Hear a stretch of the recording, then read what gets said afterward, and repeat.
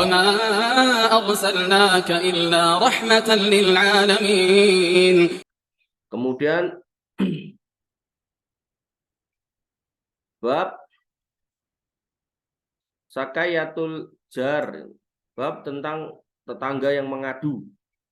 Jadi ada tetangga yang disikapi jelek tetangganya terus mengadu kepada Nabi Muhammad SAW. Tentu kalau Nabi sekarang udah nggak ada, yang ini bisa mengadu ke RT atau apa gitu.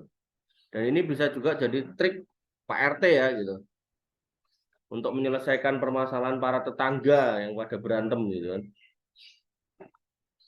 An Abi Hurairah taqala, dari Abu Hurairah radhiyallahu anhu, beliau berkata, qala rajulun, berkata seorang laki-laki, ya Rasulullah, ya Rasulullah, innali jaron, aku punya tetangga, yuk dini, yang gaweane menyakiti saya gitu kan. Waqala, maka Nabi SAW mengatakan, intolik, sana pulang gitu kan. Fa akhrij mata'aka ila torik, kamu punya barang-barang, gelar tuh di jalan barang-barangmu. Ya, kamu punya gombal, gelar di jalan gitu kan. Kamu punya apa nih, meja, kursi, taruh di jalan. Maksudnya jangan di tengah jalan, pinggir jalan gitu. Kemudian fastama annas alaihi. Kemudian begitu dikeluarkan di jalan, orang-orang lihat, ngapa kowe? Pakaianmu kok taruh luar gitu kan? Meja-mejamu kok taruh luar gitu. Faqalu ma sya'nuka. Kamu ini kenapa gitu kan? Qala lijarun yuk dini, maka orang tadi itu mengatakan, aku duwe tetangga yang suka menyakiti aku, ganggu aku, ngrusoi uripku, nggak bikin tenang hidupku gitu. Fadakar Nabi Shallallahu Alaihi Wasallam, maka aku datang kepada Nabi dan aku menyampaikan itu. Faqala intolik fa akhrij mata'aka ila torik, maka beliau SAW mengatakan, keluarkan barangmu ke jalan gitu kan.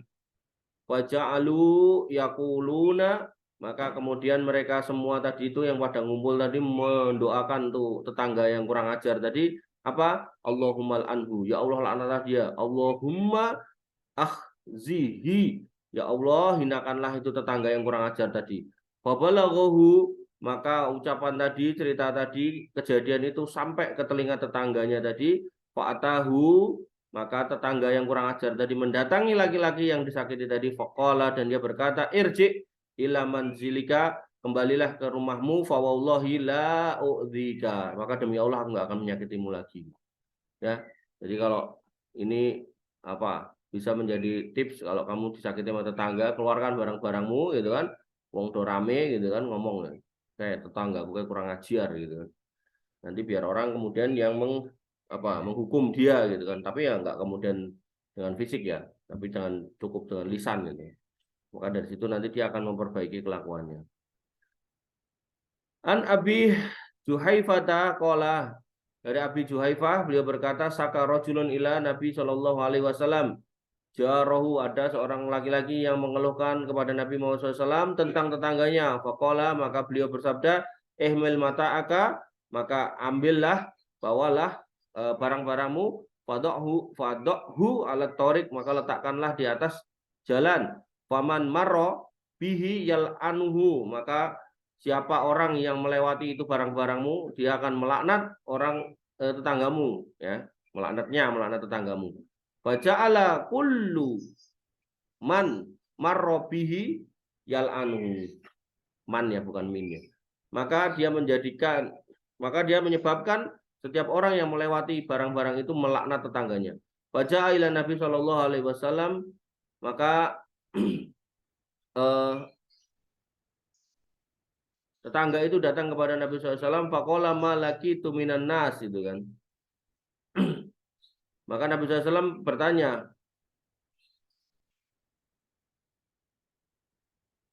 maka dia berkata, ma laqitu minan nas, ya Rasul, kamu tahu nggak gitu, apa yang aku sudah dapati dari manusia. Artinya dia ingat menyampaikan ke Nabi, tapi Nabi sudah tahu gitu loh, kalau manusia itu sedang melaknat kamu gitu. Faqala, maka beliau SAW bersabda, inna laknatallahi fauqa laknatihim, bukan laknatullah ya, laknatullah kurang titik. Maka beliau SAW mengatakan, sesungguhnya laknat Allah itu lebih keras daripada laknat manusia yang sedang melaknat kamu. Tsumma qala alladzi syaka kafaita, kemudian beliau bersabda atau berkata kepada orang yang tadi mengadu, gimana, udah cukup dengan ini, kamu udah puas gitu kan? Au nahwa, atau perkataan yang semisalnya. Nah, artinya tetangganya merasa dihukum dengan tetangga-tetangga yang lain gitu, dengan hujatan, dengan makian tetangga yang lain karena menyakiti tetangganya tadi. Nah, ini jadi tips atau triks kalau kita disakiti sama tetangga, caranya kayak gitu. Kalau mau dan nggak malu gitu. Silakan ya. Artinya itu ada dalam apa ya istilahnya? Dalam hadis ya, itu ada dalam hadis. Kemudian hadis 126. Jabirun yaqulu, dari Jabir beliau radhiyallahu anhu berkata, Ja'a rajulun ila Nabi sallallahu alaihi wasallam, seorang laki-laki datang kepada Nabi SAW, yasta'diyuhu ala jarihi, di mana dia mengadukan kelakuan jelek dari tetangganya. Babaina huwa qaidun bainar rukni wal maqam, di mana ketika itu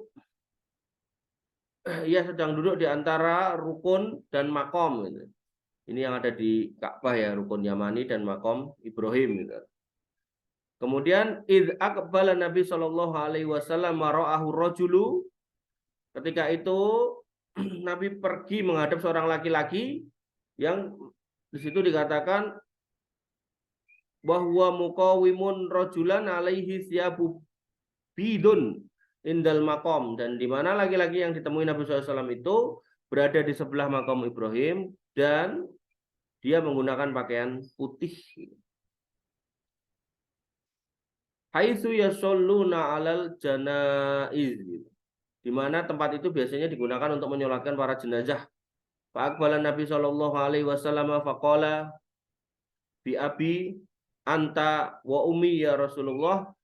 Maka orang tadi yang menghadap Nabi SAW itu menemui Nabi SAW dan berkata, demi bapakku, anta dan ibuku wahai Rasulullah, manir rajulul ladzi ra'aitu ma'aka muqawimuka, siapa laki-laki yang tadi yang aku lihat bersamamu menghadapmu gitu kan, alaihi siyabu bidun, dan dia pakai pakaian putih gitu kan. Qala aqad ra'aitahu, Nabi SAW bersabda, apa kamu tadi ngelihat dia gitu. Qala, maka orang ini mengatakan na'am, ya gitu. Qala ra'aita khairan kasiron, semoga engkau melihat kebaikan yang banyak. Zaka Jibril, itu adalah Jibril alaihi salam, Rasulu Rabbi, dia adalah utusan dari Tuhanku. Mazala yusini biljar, dia terus-menerus mewasiatkan kepadaku tentang tetangga, hatta sampai donantu, aku mengira annahu ja'ilun lahu mirosan, sampai aku mengira Jibril akan mengatakan tetanggamu juga bagian dari ahli warismu. Ya. Poinnya di sini adalah menjelaskan bahwasanya Jibril menemui Nabi secara khusus dalam bentuk manusia hanya untuk mewasiatkan tentang tetangga. Ini menunjukkan tetangga ini adalah orang-orang yang harus kita jaga dengan benar gitu, jangan sampai disakiti. Bahkan kemarin ya ada hadis atau ada asar yang mengatakan berzina 10 kali dengan orang yang nggak dikenal lebih baik daripada berzina 1 kali dengan istri tetangga gitu kan. Itu menunjukkan dosanya besar ketika rusuh dengan tetangga atau menyakiti tetangga gitu ya. Termasuk mencuri juga demikian ya. Mencuri barang orang lain yang kita nggak kenal itu masih lebih ringan dosanya daripada mencuri barang tetangga.